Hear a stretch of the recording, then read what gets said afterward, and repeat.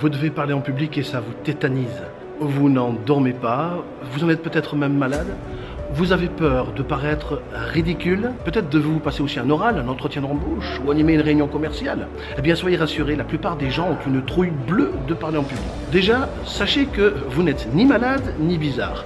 La grande majorité des gens préféraient mourir que parler en public. Et c'est justement ça qui alimente cette peur. L'image que vous vous faites de votre public et surtout de ce qu'il va penser de vous. On a peur d'être jugé, c'est normal. Et puis, l'importance des enjeux en cours a un impact important sur votre inconfort. Imaginez, si vous savez qu'il n'y a pas d'enjeu, comme par enchantement, vous n'avez plus peur. Vous lâchez. Parce qu'au fond, ce que vous ne réalisez peut-être pas, c'est que parler en public, eh bien, vous le faites déjà depuis très très longtemps, mais vous ne vous en rendez pas compte parce que vous êtes dans des situations confortables. Pensez aux réunions de famille par exemple, aux conversations que vous avez entre collègues, à la machine au café, et puis aux échanges que vous avez entre vos amis lorsque vous voyez en soirée. Nous savons tous parler en public et c'est juste le contexte et les enjeux qui font la différence. Plus l'enjeu est important, plus la peur est montante. Ces enjeux peuvent être un emploi, une promotion, un diplôme, un casting, un projet à défendre sur lequel vous avez tout misé. Alors la seule chose sur laquelle vous pouvez œuvrer, c'est sur l'image que vous vous faites des enjeux. Première clé que je vous conseille, relativiser.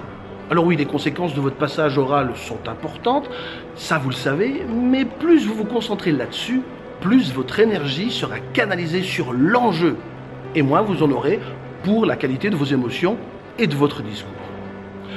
Deuxième clé. Soyez vous-même conquis par votre propre discours. Oui, oui, croyez-vous vous-même en ce que vous allez dire? Plus fort encore, êtes-vous passionné par ce que vous allez dire?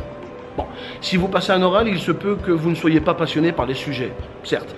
Cependant, si vous-même vous êtes convaincu du contenu de votre argumentaire, vous aurez déjà gagné en énergie positive. Essayez de penser à cette énergie-là. Essayez de communiquer avant tout une passion, une conviction. Troisième clé, maîtrisez votre sujet.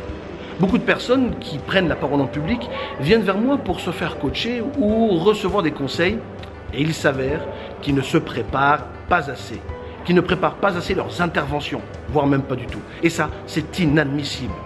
Pensez-vous qu'il existe des champions olympiques qui gagnent des médailles en y allant la fleur au fusil en se disant « je verrai bien comment je m'y prends ». De toute façon, j'ai l'habitude d'improviser. Aucun champion n'a gagné sans les efforts de l'entraînement. Eh bien, c'est pareil pour la prise de parole en public. On a peur de se tromper ou d'oublier. Mais si vous connaissez votre sujet sur le bout des doigts, sans forcément le connaître par cœur, oui, vous avez le droit d'avoir des notes, bien sûr, personne ne vous en voudra. Eh bien, je vous garantis que cela fait plus de 50% de stress en moins lors de votre intervention. Préparez-vous. Autre erreur majeure que je rencontre souvent, ne vous appuyez pas sur une présentation PowerPoint que vous utilisez comme un prompteur. Si vous voulez endormir votre auditoire, c'est exactement ce qu'il faut faire.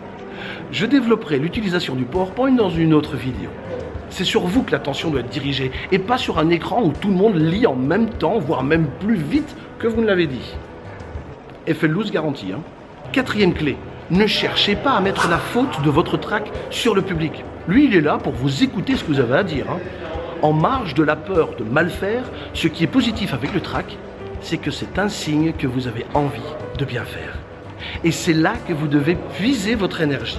Utilisez ce stress comme un outil qui devrait en fait vous rassurer.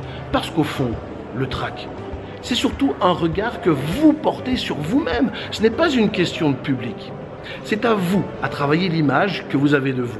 Ça s'appelle la confiance en soi. Allez, rassurez-vous, il y a toujours des gens bienveillants dans la salle. Toujours. Et ça me mène à la cinquième clé. Quand vous vous adressez à un public, il y aura toujours des gens qui seront ce que j'appelle les alliés. Et puis les autres. Bon, les autres, ce sont ceux qui regardent au plafond, ceux qui tapotent sur leur smartphone, ceux qui bâillent ou ceux qui regardent le sol. Rien de pire que de fixer votre attention sur eux. Ils vont vous plomber parce que cela va nourrir l'idée que vous vous faites. Tu vois, j'assure pas, je suis chiant. Et si ça se trouve, vous vous trompez. Vous ne le savez pas. Quoi qu'il en soit, mon astuce imparable, c'est de regarder seulement ceux qui ont envie de vous écouter ou de regarder ceux qui semblent adhérer à ce que vous dites. Regardez ceux qui sourient, ceux qui font des mouvements de tête, qui témoignent que ce que vous dites est intéressant.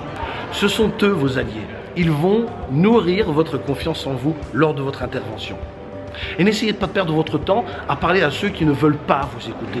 Vous ne pouvez pas les forcer de toute façon. Sixième clé, imaginez-vous réussir votre intervention. Autorisez-vous à visualiser vous-même en train de réussir.